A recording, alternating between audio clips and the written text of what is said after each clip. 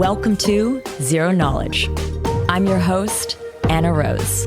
In this podcast, we will be exploring the latest in zero-knowledge research and the decentralized web, as well as new paradigms that promise to change the way we interact and transact online.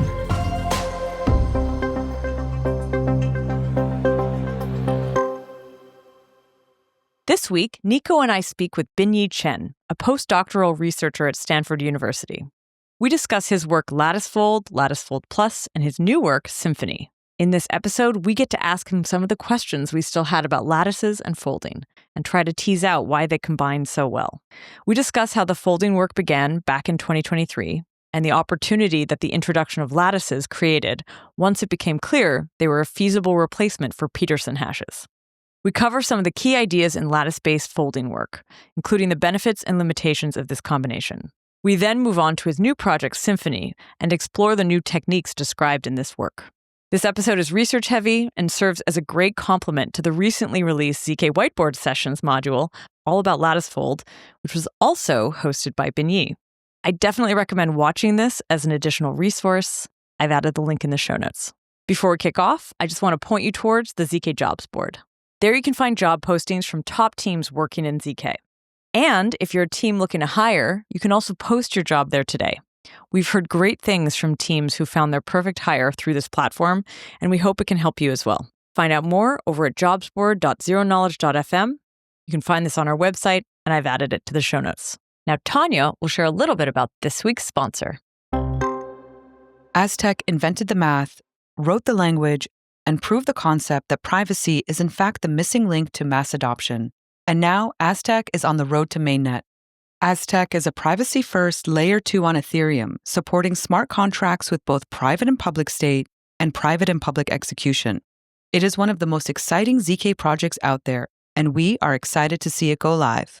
There are a ton of ways to get involved. You can join the testnet, explore the Noir ecosystem, become part of the community, or look out for ways to participate in the last steps before the upcoming mainnet launch.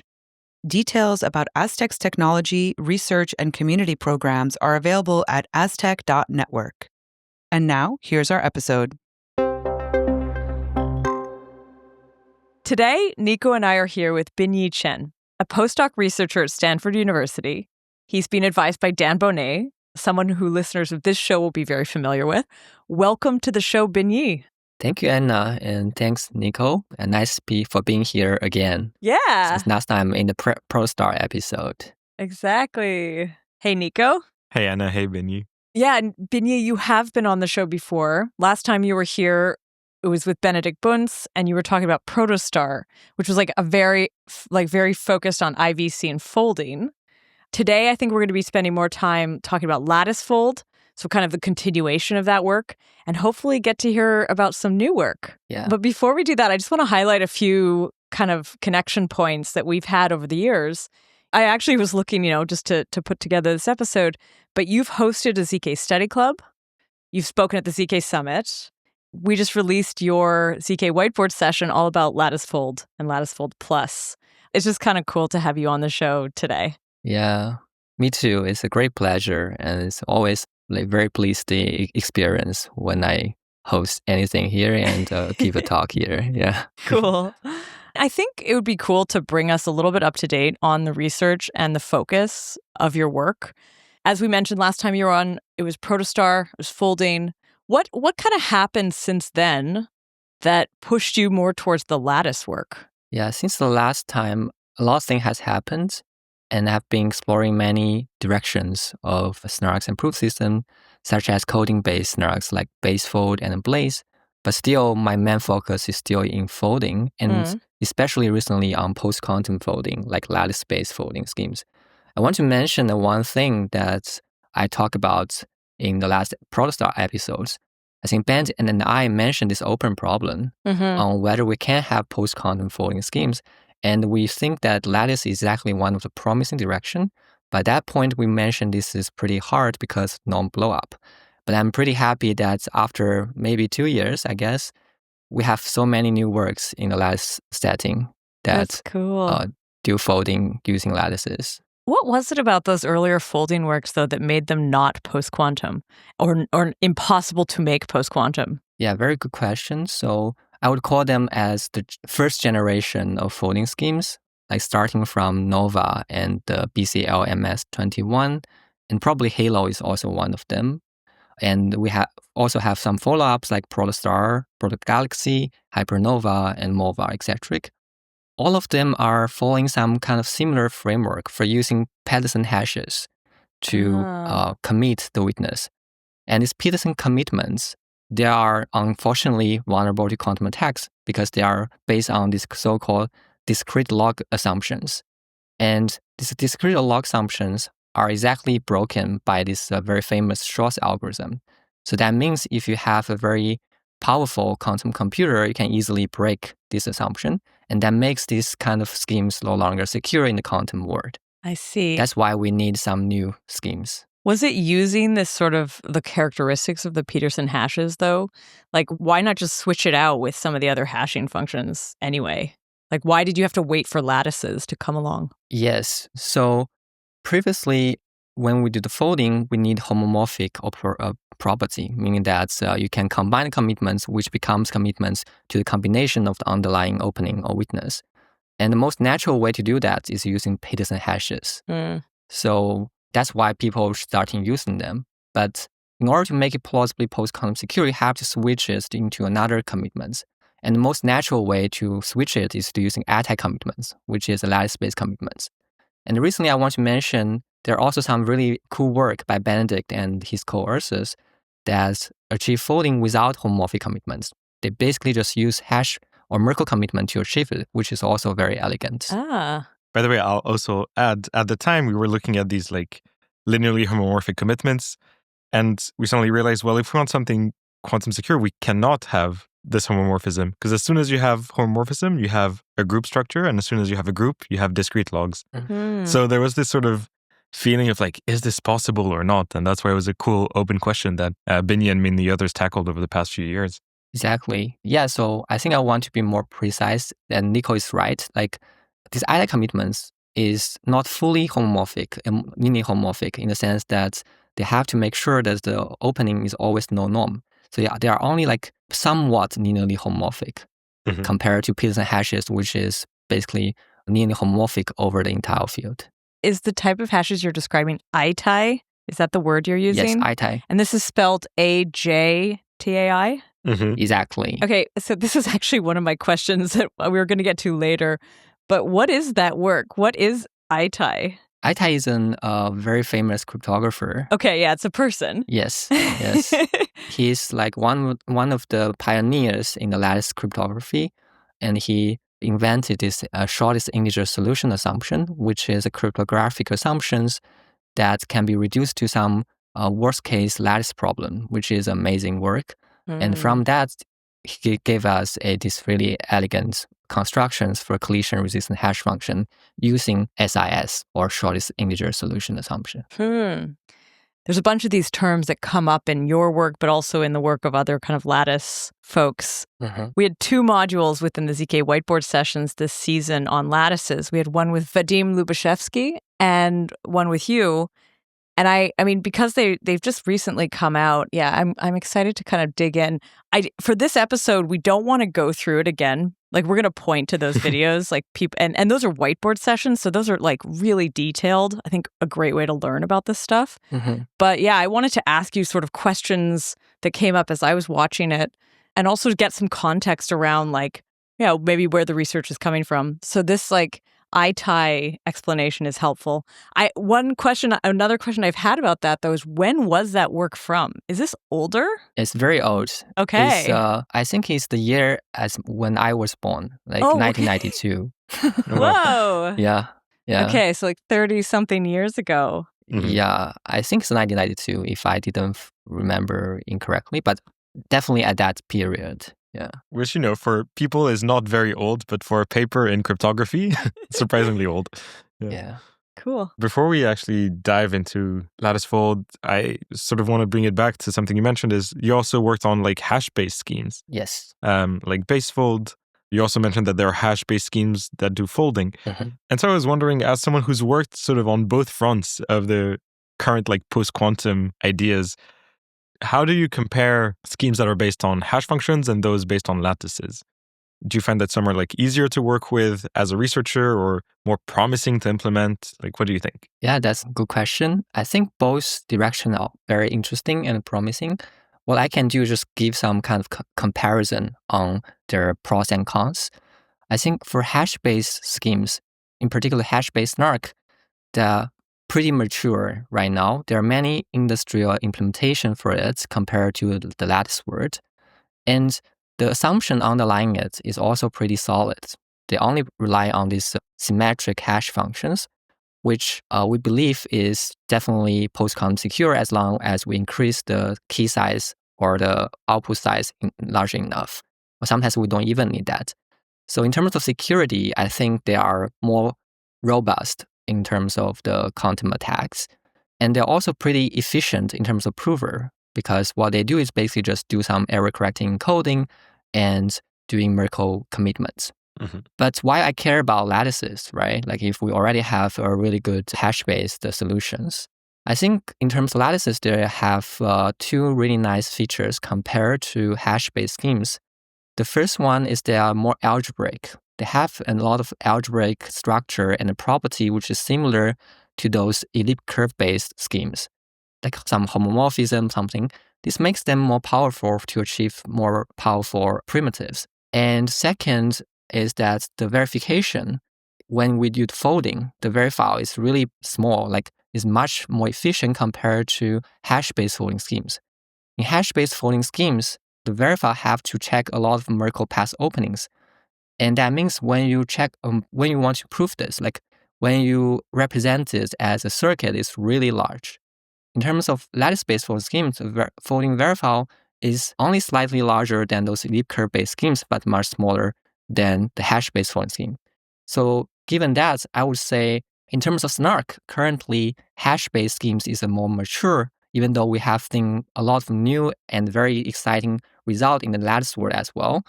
But in terms of folding, I think like lattice-based folding schemes is really promising in the sense that the prover is already competitive with hash-based folding, but the verifile complexity is much smaller, which is very important when you do need to prove that the folding verifile was done correctly. Mm-hmm. So you have to make sure the folding verifile circuit is small enough. That's my personal perspective. I don't know whether people agree with me or not.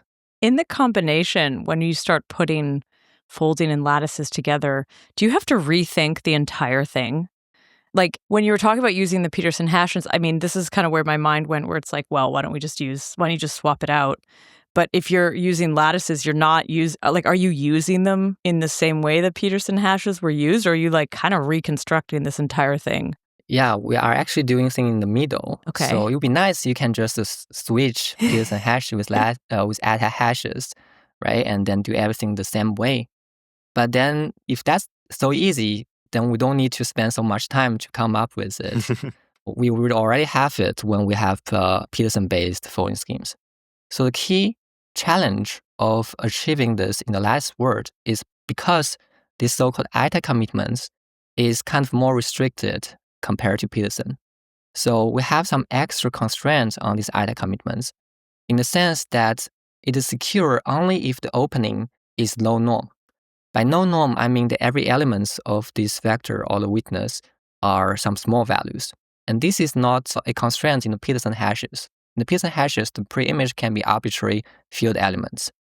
So that means if you want to do folding, if you fold two witnesses together, this witness, the norm will blow up.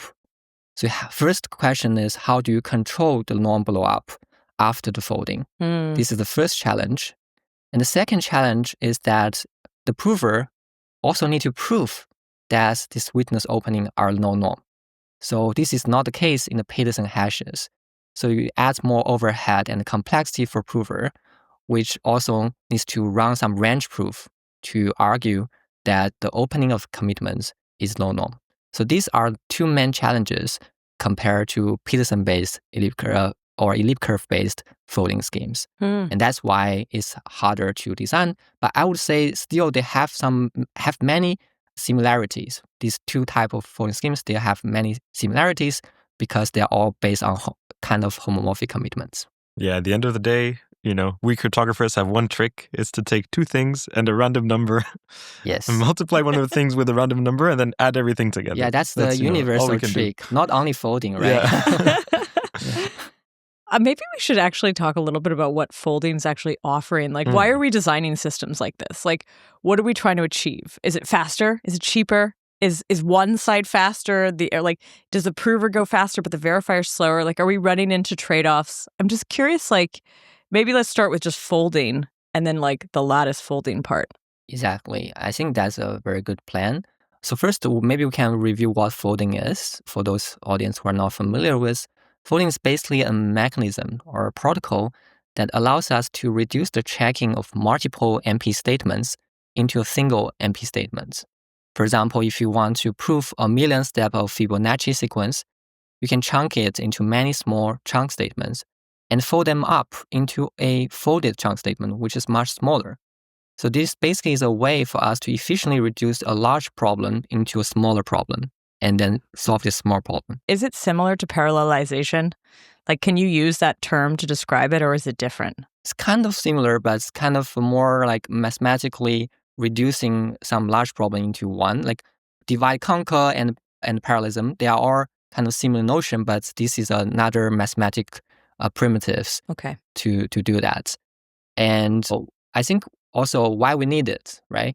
Why we think folding is a really nice primitive, why it is the direction for the future for dealing with scalable computation. I think there are three really nice features about folding. The first is exactly the simplicity.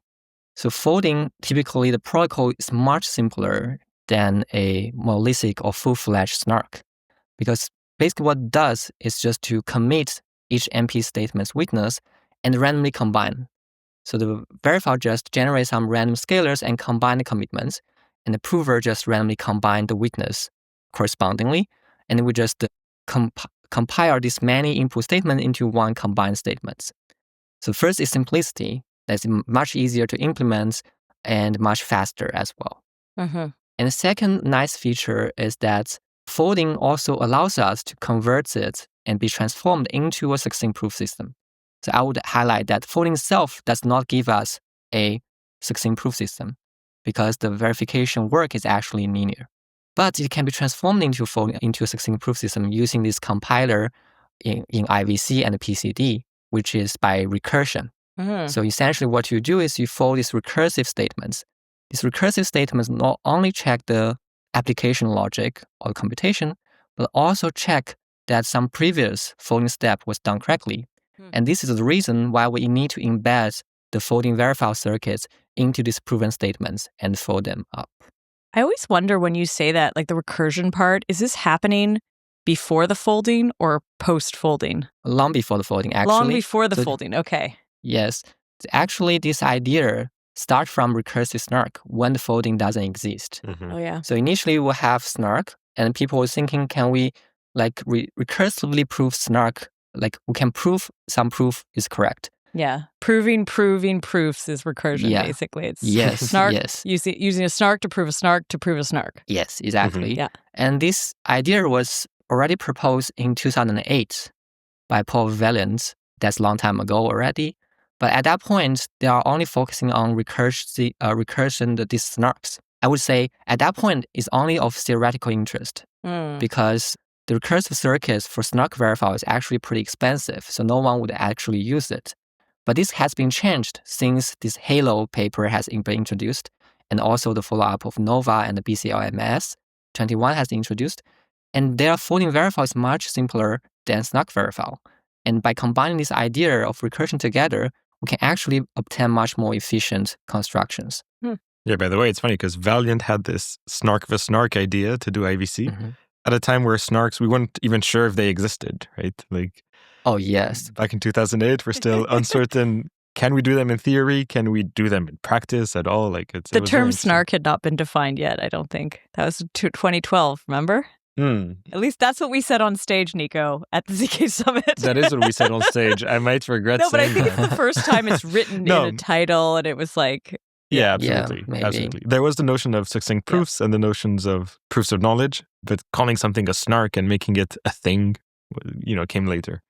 Yeah, I also do want to mention a third really important feature for folding compared to full-fledged snarks, which makes it quite unique and quite important when we want to deal with large and streaming computation, is basically the streaming friendliness, which is very important.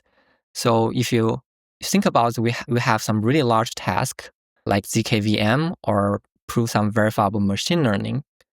If you only have Snark, usually what you do is you start the computation and you finish the entire computation. And then you generate some computational trace and witness for this entire computation.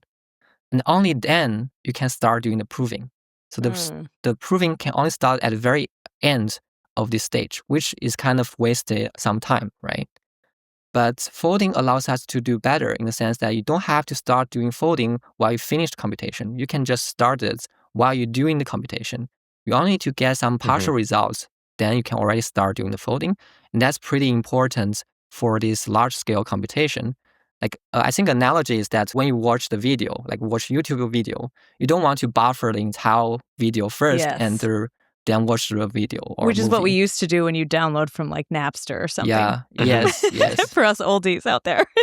Yes. Yeah. But now we are get used to YouTube, right? Yeah. So it's more pipeline and it's much better experience. Interesting. Yeah. I think in my initial question, it was sort of like, there's also this question of like, what part of the snark does recursion and folding help with? So does the proof time go down or does the verifying time get affected? Yeah, I'm just curious if there's like a trade-off at all. Is it harder to verify a folded scheme actually? Yes, I think the main motivation is prover time. Okay. And it's particular and also memory, I guess. Both memory and prover time, but particular for those large problems. So if your task is not very complex, if you're just proving single transaction or just proving a hash, you don't bother to use folding. You just do a simple Sigma protocol or snark. That's good enough. It makes sense only when it comes to a really large problem, like ZK virtual machine or like verifiable machine learning. In this case, it's not that easy to use a monolithic snark to prove it efficiently. So you have to split this large problem into a smaller problem first, and then use snarks. And folding is exactly a very efficient way and scalable way, and as well as memory efficient way to reduce this really large problem into smaller problem. And I think I remember when it was first shared, it also is really good for certain types of problems which are like repetitive. Yes. Like you want repetitive steps. You don't want like dynamic circuits and lots of different, like you want something quite consistent. Exactly. So for example, if you want to have a CPU, right, you don't have like custom circuit, you want to have CPU, well, each time just run a single instruction, and folding is perfect for this. Well, each chunk statement just one single instruction. And I want to mention two things. First is that we do this for folding is because folding is perfect for this uniform computation. So if this computation satisfies property, which is kind of iterative, it perfectly fits for the framework folding. But I do want to mention that recently there's a paper called Mangrove, which actually can reduce some arbitrary computation into many uniform computation. And after that, you can start doing the folding as well. Cool. So it's more general than that. Okay, and then now let's go to that second part, which is like lattices. So you're introducing lattices. Is the proving time made even more efficient? Like which part is affected? And is there any trade-off when you introduce lattices? Does any part of the process get slower? Yeah, very good question. So initially our goal for using lattices is not only for post-com security. It's actually we want to accelerate the prover. We want to make prover even faster than elliptic-based folding schemes. Why? Because we have some really nice commitment in the last war as well. I do want to clarify that the original Ajtai commitments that was invented in 1992 is actually not that efficient because it's based on some integer lattices. But later it has been adapted and optimized in the ring setting, like polynomial ring setting by Vadim, Chris Piker, Alan Rawson, and Daniel Lee Michiancho around 2006 or something. Yeah, maybe 2006. So after that, the Ajtai commitment becomes more efficient. The complexity goes from quadratic to collinear, and it's much faster than that, and also highly parallelizable. And moreover, you can use some small field to instantiate. So that makes it extremely fast. So that's one of the motivation for using that kind of commitments. So in summary, we have plausibly post-quantum security, but in theory, we might also get even fast prover. So that's really nice. That's why we have some motivation to study it. Yeah. I'll add another piece of motivation, actually. With elliptic curve commitments, you have your witness, your circuit lives in a field. And then when you do commitments, you put them on an elliptic curve. Yes. Right? And then when you want to do this recursive step of checking your verifier, you now have to write statements about the elliptic curves with your field. So you have this weird recursive thing happening. Yeah. And this is actually quite painful to do. It makes your circuits very big. And that's why we had these cycles of curves that were very painful to deal with, that caused bugs. And so even back when Protostar and Nova came out, we were all thinking, wouldn't it be nice if we could get rid of these cycles of curves? And can we use things like lattices to do that? Yeah, that's a very good point. Are there any downsides to introducing lattices? Yes, definitely. Yes. Like whenever Yes, there you are. do something, there are some trade-off. Okay, good to hear. So, no free lunches. Yeah, no free lunches at all. And especially in our first generation of lattice folding schemes, even though they are pretty competitive, they are becoming practical, they still didn't beat the state of the art of elliptic curve schemes. The reason is that, as I mentioned before, we actually are dealing with a harder problem, right? We have to deal with norm blow up. We have to deal with proving that norm are low norm. So these are extra tasks make the construction of lattice-based folding schemes harder. And that also adds complexity of the folding schemes. For example, in the first generation of LatticeFold, in order to prove that the norm are small, you have to first decompose the original witness into multiple witness vectors, which are even lower norms. And only then you can run some so-called sum check protocol to prove it. And that means the prover's work is more because they need to commit to more vectors. Suppose initially you only need to commit one vector, now you have to commit, say, like 10 or 16 vectors, which is more prover expensive.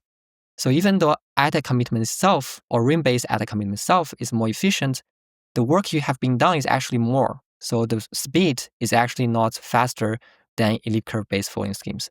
So in order to make it more efficient, we really need to have a more efficient range proofs. And that is the bulk of LatticeFold, LatticeFold Plus. Yeah. And I think what you cover in the whiteboard sessions, right? Yes, exactly. It's funny and this is actually bringing me to the whiteboard sessions themselves, because in that you mentioned a few like lookup works in that context of like range proofs, but I was confused why, like you sort of said like, yeah, CQ does something with the range proofs, but I always thought of them as being pretty separate. Is there a connection there between like the lookup table, lookup argument work and the range proofs? And if so, like what is it? Definitely. So if you think about this, range proof is actually a special case of lookup arguments, right?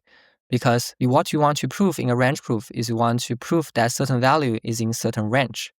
But this range itself is also a table. It's just a special table. Oh. Right? The table includes all the values of this range. So that means if you have a lookup arguments, that you also have a range proof as well. Oh, wow. Yeah. For some reason, I feel like that never really came up on the show. So that was also like, as I was watching the whiteboard, I was like, I was putting my hand up, but it's a video and I wasn't actually there. I wasn't part of the recording, but like, it's like the moment where I had this question. I was kind of confused, but this is helpful. And it makes sense, actually, that you just choose like the lookup of just a certain range, basically. Yes. Yeah. Range proof, when you think about range proof, you all think as a special or even simpler problem than lookup. Are there any other ways to do this range proof? I know that you have 2 iterations of LatticeFold. There's also this paper called Neo that we should mention that also does folding based on lattices. I was wondering, all the techniques there, super different, super similar, and is there a lot more like to explore? Yes. So I think the lattice-based setting, the range proof is slightly different from the other elliptic curve-based setting. And currently we have 3 main ideas, I would say. First is doing decomposition, and second is to do random projection, which is the idea using Labrador.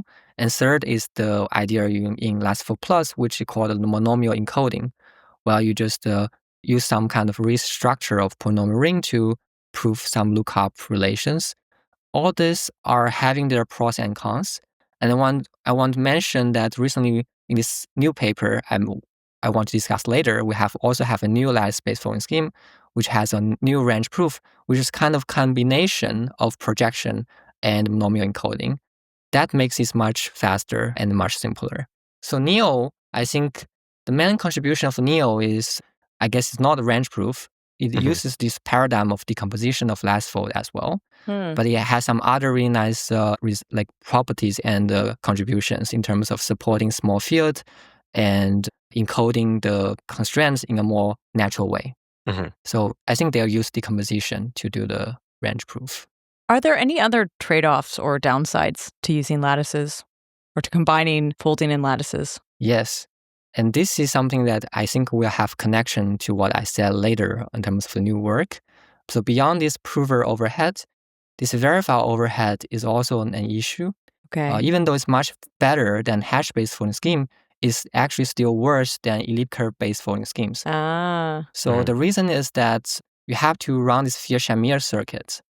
For those who are not familiar, Fiat-Shamir is a way to convert an interactive protocol into a non-interactive protocol by generating these verifier challenges using a hash function on the transcript. And in the lattice setting, this transcript is much larger than the ellipse curve setting because these Ajtai commitments are larger compared to Pedersen hashes. Each Ajtai commitment can be as large as 4 kilobytes or even 8 kilobytes. And if you have many commitments to hash inside this transcript, then this complexity of just doing the Fiat-Shamir hashing is already pretty expensive. So one of the questions, can you remove this Fiat-Shamir circuit in the verifier to make the recursive circuit much smaller? By the way, for comparison, the Pedersen commitments, the Pedersen hashes are like a few bytes, right? Yeah, 32 bytes or 48 bytes, I guess. Yeah, a few orders of magnitude difference. Yes. Yeah. This is kind of another definitions question, but you mentioned it in your whiteboard, and actually Vadim mentioned it in his as well, the SIS, and you already have defined it today in the interview, but can you talk about what that actually is? Because it comes up every time you're talking about lattices. Yeah. So SIS, or shortest integer solution assumption, is kind of a bridge between this really fundamental lattice problem and the cryptographic applications. Okay. So it is a cryptographic assumptions, which is saying that given a randomly generated matrix A, it's hard to find a small vector x such that when A times x, you get 0. So if you don't have any constraints on this vector x, you can actually very easily solve this equation, right? Basically, there's just a bunch of linear equations and then you can solve it. That is an easy problem. But it turns out when you add these small constraints, that you have to make sure this x is low norm, or like every element of this vector is small. This turns out to be a really hard problem. And we have a reduction that if you can solve this problem, you can solve some really hard lattice problems in the high dimension lattices. But in this case, is this one of these, cryptography moments where you want it to be hard? We do, yeah. Like you want it to be very difficult because you don't want it to be breakable, right? Yes, we want it to be really hard. Okay. It's just funny whenever, like, the SIS problem, it sounds like something that we're trying to solve, but that's not the point. Oh, no, it's like, no, we like it. We want it to be hard. Yeah, we definitely want it to be hard. Otherwise, like most of the lattice cryptography will collapse, I think. Got it. Yeah. But by the way, it is a problem, and we do want people to try to solve it. 'Cause the more people try, the more we know it's hard. Yes. So it's like if the SIS problem was solved, that would be bad for lattices, but maybe good for general safety and security because we would know this wasn't hard enough. Yeah, and that would be a really breakthrough, like very, very important result if we do have these results. And the feeling, though, is that the quantum computers can't break it. Maybe feeling is not what we're looking for. The assumption is that you can't break it with quantum computers. I mean, it is at this point, a general feeling or a general sentiment. Yeah. Like that is just how we work. Yes. First, I don't have a really good explanation on why it will be against quantum computing attacks. But the thing is that we have gone through 30 years or more of cryptanalysis of these words. And this is one of the most mature and time-tested assumptions that no really good attacks on top of it, even for quantum computers. And there are many really talented researchers. They are basically just working on cryptanalysis on lattices. Trying to break them. Trying to break them. And we don't have a really good solution yet. When you decided to start working on LatticeFold, in that time between Protostar and that interview we did, and LatticeFold and LatticeFold Plus, what happened in lattices that changed, that allowed you to start using them? You sort of mentioned earlier on in the episode that like 2 years on, you started to see, oh, we can actually do this. But what was it? Was it like the Labrador work? Was it something that came out, something that changed? Yes. So I think it's just we didn't spend too much time on it at that time. And then you looked and you're like, hey, we can do it. I think maybe it's come kind of pre-thought. Like when we think about this problem, when we think about folding, we always think about folding. We never think about decomposition. So that's why we think there's no possibility of control the norm after folding. But it turns out if after folding you decompose first and then you fold, and you actually control this norm. And this is the first step that the change of mindset makes it possible. And the second is this range proof. I think the range proof is kind of inspired by both, inspired by Labrador as well as SumCheck. Okay. Because previously I was working a lot on SumCheck, and it turns out SumCheck is a really nice protocol to help you to prove some relations. It turns out this range proof relation is one of them, can be covered. And so you can actually use SumCheck to give a range proof for that. And moreover, this range proof has sublinear verified complexity, which is very important in the folding case. The reason we cannot directly use Labrador is exactly because the verified complexity of Labrador is actually linear, which is not enough for folding to be used. So it's like it's sort of a convergence of a few different research threads that meant actually now is a good moment for us to really dive into this. Yes, exactly. It's an area that needed someone who was from the folding world to go and look at all these lattice works and put things together and make it work. And that's exactly what Binyi and Dan did with LatticeFold. I think I, in the past, have sort of talked about like LatticeFold is like a continuation after Labrador, but I feel like I've been corrected on that too. I mean, I'm guessing it's taking some influence from it, but it's not really the same kind of lattice. Like maybe can you just describe like where those research threads diverge? This is a Labrador, Greyhound, and then sort of the LatticeFold work. I think the Labrador one is mainly for arguments, like succinct arguments. In the sense they want to prove argument system that has small proof directly proving this relation. So in terms of crypto primitive, they are slightly different from folding. And the follow-up Greyhound is kind of a optimization to Labrador, which improved the verified complexity of the scheme from linear to square root, though it's still worse than polylogarithmic. On the other hand, I want to mention there are also some other work called Rock and Paper and Scissors, and also recently Rock and Roll. They are another line of work for lattice-based arguments that not only have small proof sizes, but also asymptotically small verified complexity. I think it's polylogarithmic verified complexity. However, they are, compared to Labrador, they are less concretely efficient. But I do think there are many new works, follow-ups, that try to make them more practical as well. So that would be the first line in terms of arguments. It's funny, the Rock and Roll, I saw that for ZK Mesh. It came out really recently, right? Yes. So it starts with this rock, paper, scissors, and the Rock and Roll is kind of optimization and follow-up to that work. Okay. I'll have to include it in a new edition. Very cool. Okay, that was really great. Thanks for sharing that kind of distinction. This has been something I wasn't quite clear on. I really thought of it as like a continuation. But, you know, it's just like lattices as a theme were becoming more relevant. And then I was like, oh, this is why. So, Binyi, earlier you teased out that you had some new work coming up that also involves folding and a new way to combine folding schemes to get snarks. Can you tell us a bit more about the motivation for this work and like what's happening in there? Yeah, definitely. So I think I'll also partially mention this, that the previous folding schemes, especially lattice-based folding schemes, they have some this kind of drawback of proving Fiat-Shamir circuits. So Fiat-Shamir circuit is pretty large in that sense because our other operation is pretty simple, just the linear combination of ring elements. So this is the first reason that I want to remove these Fiat-Shamir circuits. Early this year, I came across this paper by Ron and Lev and Dimitri.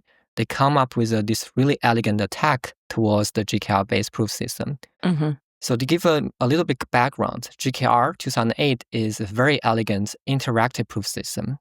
So initially, there are interactive protocols, meaning that on the online phase, the prover and the verifier needs to communicate to check certain kind of arithmetic circuit computation was done correctly. But it turns out we can also make it non-interactive by using these Fiat-Shamir heuristics that generates the verifier challenges using the hash computation of the transcript. And we even have some kind of security proof for that in an idealized model. Well, we treat these hash functions as some random oracle, meaning that this is basically just some random function that you can query in a black box way. But it turns out what this attack is showing you is that whenever you instantiate this hash function into a real world concrete hash function, it turns out this scheme is no longer secure. And particularly, they're able to generate a valid proof for some false statements, which break the soundness of the system. Mm-hmm. And the main idea of enabling this attack is because it allows the prover to generate a proof for certain statements where these statements is proving some Fiat-Shamir heuristics inside the statements. And the reason why it is important to do that is because it allows the prover to predict this verifier challenge inside circuit, which given its power, they can be exploited to generate a fake proof for some false statements. This is, a result that we knew from back in the day. Like protocols that are secure in the random oracle model are not always secure in the real model when you change the random oracle for a hash function. But at the time, we only had, examples for very weird protocols. Yes. Like you have to really come up with a protocol that's really designed on purpose to break, right? And then this recent paper earlier this year was like the first time that there was a natural protocol that was out in the wild that people used that actually suffers this problem. Yes. And like Binyi is saying, it's part of the attack was to do Fiat-Shamir inside the circuit. And that's, I think, where you were going. Binyi's like, exactly what's happening in folding. Exactly. We do Fiat-Shamir inside our circuit. But did that mean that all of a sudden the works were less secure and you felt like you needed to do a new paper to like figure out how to make it more secure? Or were you already more secure because of some other feature? So this is indeed an attack to a real-world system, but that's not an immediate attack to all the recursive snark system. Okay. It's only working for this GKR-based system, but not immediately working for other proof systems like Fry, Stark, Plonk, Spartan, Hyperplonk, and so on. However, it's still worrisome, right? Yeah, it opens the door. Mhm. It says it's possible. Yeah, it shakes our confidence. Yeah, it changed the confidence of it. And especially for recursive snarks, because recursive snark is exactly doing the same thing in their attack. Their attack is exactly crucially exploits this fact that you can run this Fiat-Shamir verifier or Fiat-Shamir hashes inside circuits, and that power gives you a way to attack the scheme. So that give less confidence on this kind of framework of doing recursion and convert the folding scheme into IVC or PCD using recursion. So did you fix it? I wouldn't say it's fixes. I just try to remove this attack surface. Like we don't prove any Fiat-Shamir circuits in the statements. If that's the case, it's much easier to handle this kind of attack because the circuit logic is much easier to audit. You just make sure that it never runs these Fiat-Shamir hash functions or instantial random oracle inside circuits.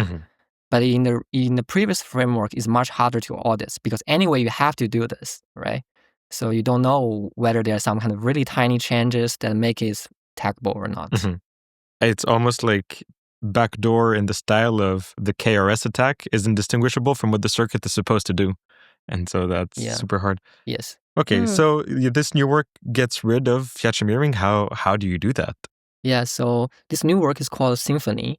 So maybe before what it is achieves, I want to mention this why these names. There are two reasons for this name. The first reason is that if you look at Symphony, right, like this paper is actually inspired by many previous works, many elegant papers previously. If you think about each paper as an instrument, then what we do here is try to just harmoniously combine them together and play all this instrument together to get a symphony. Beautiful. Yeah, that's one reason why I call it a symphony. And the second reason is that I try to advocate a new way to do the folding, which is just folding only once or twice. So if you only fold for single times, so it's a kind of symphony, it's a single folding time. Nice. Yeah, so the main idea or main contribution of this paper is try to advocate a new framework to do the folding and convert the folding into a proof system by two steps. The first step is to do high arity folding rather than low arity folding. What does it mean is that we want to just run these folding steps once or just twice, but in each step, we'll fold a lot of statements altogether into one. If you look at the previous schemes, we only fold 2 inputs or 3 inputs. I think usually less than 10 inputs into one input. The reason why we can only do that in the previous scheme is because the verifier complexity is extremely large. We don't want to add a lot of overhead on the verifier circuit complexity. And the verifier depends on the number of things we're folding together? Exactly. Okay. So it's actually a linear relation. So if you fold 2 inputs, then the complexity is 2 times x. Then if you fold 10 inputs, then the verifier complexity will be approximately 10x. So if you fold 1,000 inputs, will be extremely large. It's like a 1,000 time blow up on the verifier complexity. So that's the reason this kind of approach was deemed impractical in practice before. But it turns out we changed this status quo and we found that actually it is possible to do that as long as you can remove the Fiat-Shamir circuit outside the proven statements. So that's the first contribution. We come up with a new Harity lattice-based folding schemes for which the verifier complexity, excluding the Fiat-Shamir circuit, is extremely small, even for really large inputs, like thousands or tens of thousands inputs. And the second step is to come up with a way that compile this high arity folding into a new proof system, which indeed does not need to embed this Fiat-Shamir circuit into the proven statements. And that solves 2 issues, right? The first, efficiency issue. We don't need to prove this large Fiat-Shamir circuit anymore. And second, is solve this kind of security issue. We no longer have this attacking surface for exploiting or conducting these KRS-like attacks. So that's basically the 2 main results. So what's the secret sauce? How do you do that? How do you have a snark that from folding that doesn't need to prove recursive statements? So actually, this is a very simple idea. It is built from this so-called commit and proof snark. I wonder if you have heard about this. It's a special class of snarks for which the prover can commit part of the witness beforehand, before you prove something online. And then later you can prove a relation that involves both this committed data and some online data. I guess without doing the commitment inside a circuit, right? Because that's kind of what we're trying to avoid. Exactly. Without doing the commitment inside circuits. And that makes it much more efficient as well. So let me give a concrete example on how it is used in another paper called Veritas, which is another paper of I and Trisha and Dan. Oh, we've mentioned it a lot on the show, actually. It's about proving edits on pictures, right? Exactly. Oh, yeah. Exactly. So in that example, if you have a digital signature for some original high-resolution image by taking a photo, right? You have some special camera which has a special chip. Whenever you take a photo, the chip will assign this photo to make sure later you can verify this photo is taken by a human being rather than by an AI. But later, if you want to publish some edited images, like if you want to crop the image into a smaller one, right? How do you prove that this cropped photo is coming from this designed original photo, right? In this case, commit and proof snark is really useful to do that. What you do is just to prove that this online witness, which is this cropped photo, is a valid transformation of the previously committed witness, which is the designed original photo. And you only need to prove this transformation. You don't have to prove this commitment opening relation. And you also have this signature for the commitment that has been generated previously. So this is one application of commitment and proof snarks. And we found that this actually have more application for that in our scenarios. So we come up with a new way to make use of commit and proof snark to turn the following scheme into a non-interact argument without embedding Fiat-Shamir heuristics. Yeah, a few questions come up immediately, which is, which commit and proof snark do you use? Like, is that also going to be post-quantum? And then the next question is, if I'm going to use a snark to make a argument, can't I just use the snark as my argument from the beginning? Like, do I gain efficiency by introducing folding in there? So the CP snark is quite general. You can use any CP snark you want, but it is only plausible post-quantum secure if you use a post-quantum secure commit and proof snark. Mm-hmm. If the commit and proof snark itself is not post-quantum secure, this compiler will also not be post-quantum secure. But it does have a lot of generality and flexibility on what kind of commit and proof snark you can choose. For example, you can choose hash-based. You can also choose KZG-based, polynomial IOP-based snarks. Mm-hmm. Can we stay in lattice land and have a lattice-based one? Yeah, that was going to be my question. I was kind of like, is there still lattice work involved here? So the lattice work mostly are in the folding side. This CP snark, we kind of take it as black box. If we have a really nice lattice-based commit and proof snark, we can also use that as well. But currently, most of the lattice-based snarks, they have pretty expensive verification complexity. So that's why for now we prefer to use hash-based or KZG-based schemes. But if there are even better lattice-based snark coming up, we can also use that as well. Huh. And what is the second question? The second one was, you're telling us about a compiler, right, that takes a folding scheme and a snark and constructs a snark. And so I'm wondering, well, if I had a snark to begin with, Oh, yeah. can't I just have a snark? Like, do I gain something by having folding plus snark? So we do need a snark in this compiler. But the point here is that the snark's work is much smaller than using snark to directly prove the original computation. Mm-hmm.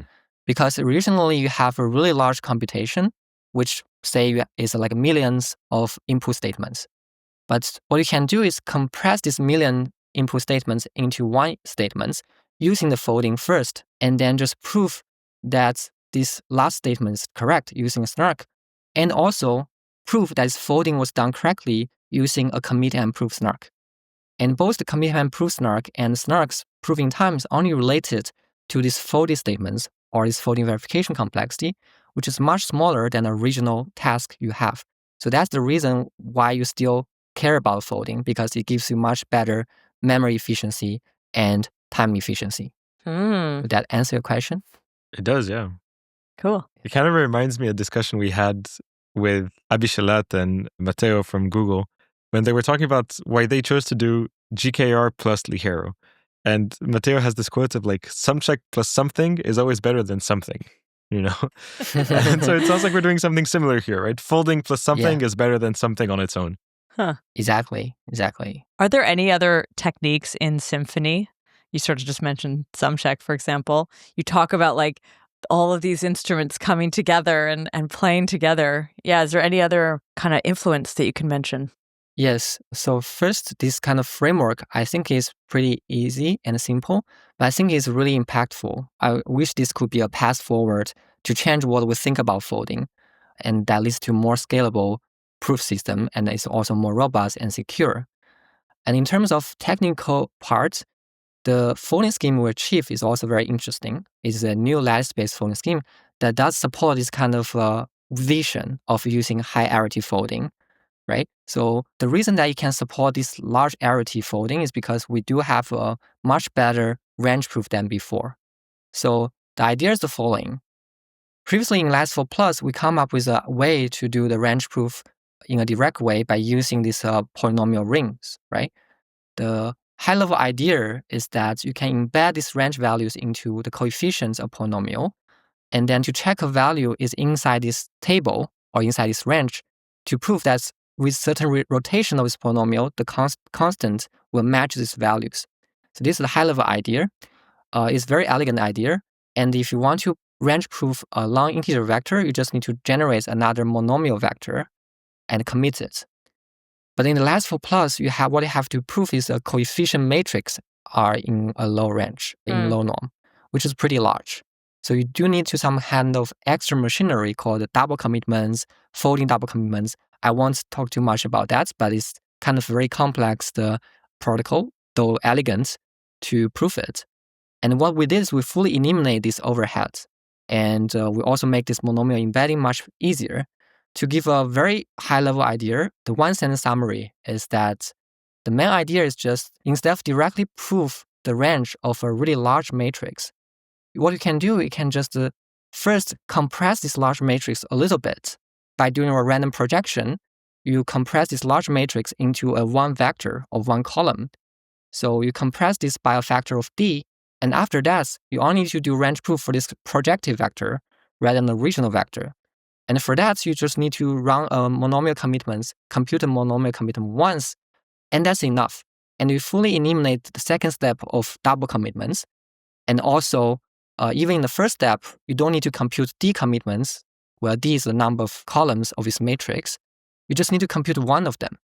So, and this single commitment is also very easy to compute. It's just some kind of ring additions. So in sum, what we can get is we can almost get a range proof for free. And this is a very efficient folding scheme that lies in the Symphony. Could you plug that range proof into the LatticeFold and LatticeFold Plus sort of folding scheme and get like LatticeFold Plus Plus? Yeah, you can say that. Yeah, basically that can be supported. Yeah, you can just switch this range proof and use this as well. And that's exactly basically what we did in this paper. I see, okay. Mainly what we do is just we switch the range proof and make it much simpler and faster.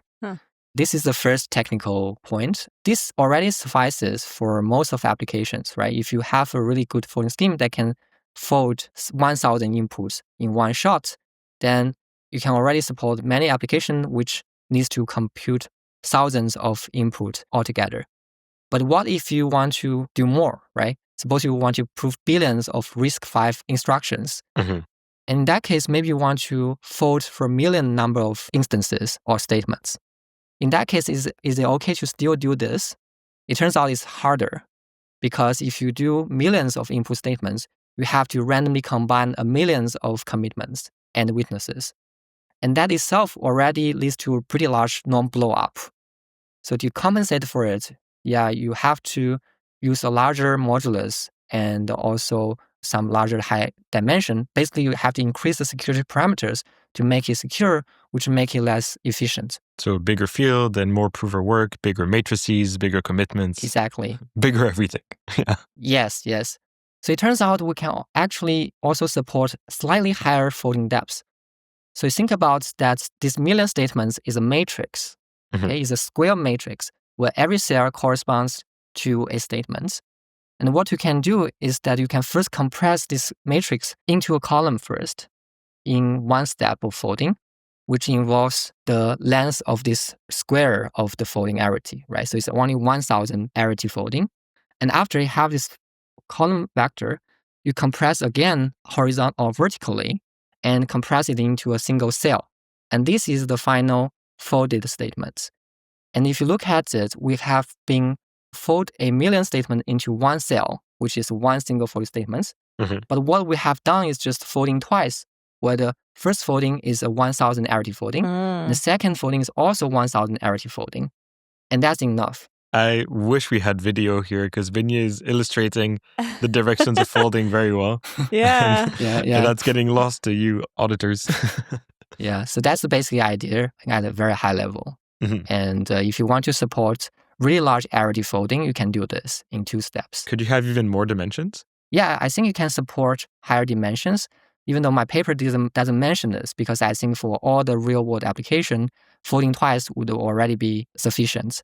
But I think the idea can generalize to more depths as well. Yeah. So you go from a rectangle or square to a cube, and then like 4-dimension cube and 5-dimension cube.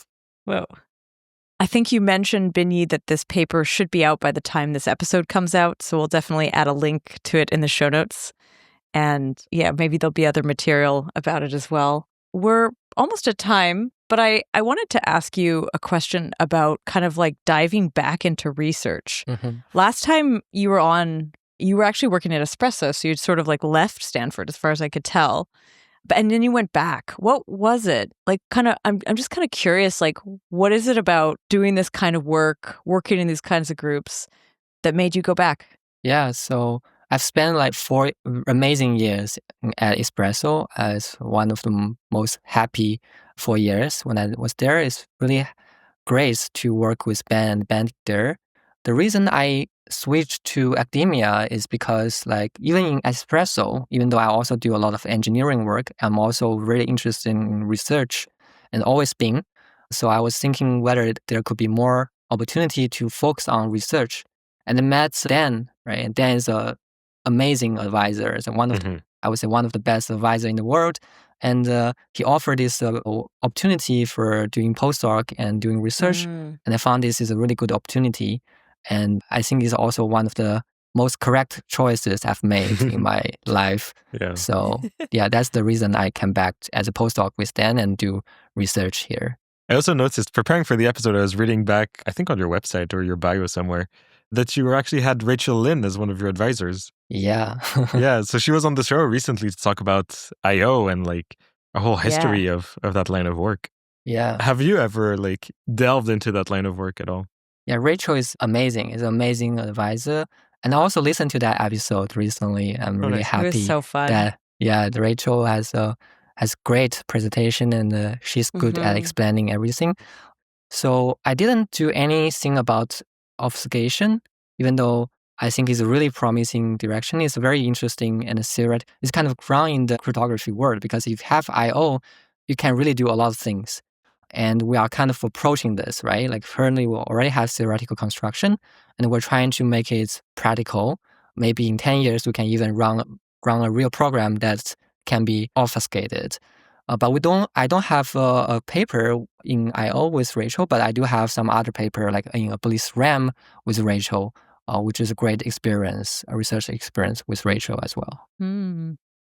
What do you think of I/O? Like, I mean, you sort of say it's interesting, but like, is that a space you might at some point spend time in? Or if not, why wouldn't you? Like, is it too theoretical?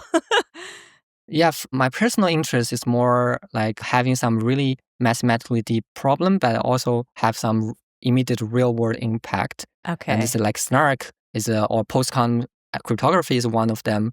And currently FHE is also one of them. For I/O, I think is a very beautiful problem in terms of theory right now. And I hope that it can be really practical in the future. Maybe at that point, I will change my mind and switch to I/O as well. But on the other hand, it's also a very hard question. I think it's like doing research on purely constructing I/O is a really complex process. And that's why people consider Rachel's work to be really like impactful and influential as well. Cool. That's such a neat connection. Nico, I'm glad you brought that one up. I wouldn't have known, but that's a cool link. Before we wrap up, last time at the end of the Protostar episode, you left us with an open question, right? About like, can we do folding schemes from lattices? And 2 years later, you're back on with an answer to that question. So to continue the cycle. Yeah. Oh, what's the next open problem? Are there any open questions that you think you'll come back, in 2 years with an answer to? I guess in my mind now, a new really interesting open question is that, so before Symphony, we don't even have a full security proof for folding-based SNARK, right? Because you have to instantiate random oracle inside circuits. After Symphony, we do have some security proof in the random oracle model for use folding. But now the question is, do you really need a random oracle? Can you use kind of some other more sound and more robust assumption to come up with a folding-based SNARK? I think it's a really challenging question. And I encourage people to think more about it. Because even in this current framework, I think it's already sufficient in practice because we don't have this attacking surface of KRS for proving Fiat-Shamir inside circuit. But still, we don't have a standard security proof. And if we instantiate this random oracle into concrete hash function, in theory, still you have attacks, right? So the question is whether we can have a more solid foundation for this. And I think this is one of the very interesting questions. And the second question, I guess, is whether you can have a fully succinct lattice-based SNARK that is really efficient, even beating the hash-based SNARKs. Currently, we don't have such a solution yet. We have Labrador, which has really small proof sizes, but the verified complexity is pretty large. But there's no signal saying that this is impossible. So maybe in the future, we can have even much better lattice-based SNARK compared to hash-based SNARKs. That's something I don't know yet. let's book a date in 2 years and we'll see you then. Yeah, I'm pretty optimistic. Nice. Well, Binyi, thanks so much for coming on, for giving us context into the LatticeFold work, giving us a lot of background. I think of this episode as a little bit of a compliment also to the whiteboard sessions of both you and Vadim that focuses on this work. And then also thank you for introducing us to the Symphony work, because this is the fresh stuff. It's always good to hear what you're thinking about. Yeah, my pleasure. It's always happy to be here and communicate and have conversation with you and Nico. Yeah. Cool. I want to say thank you to the podcast team, Henrik, Rachel, Tanya, and Hector. And to our listeners, thanks for listening.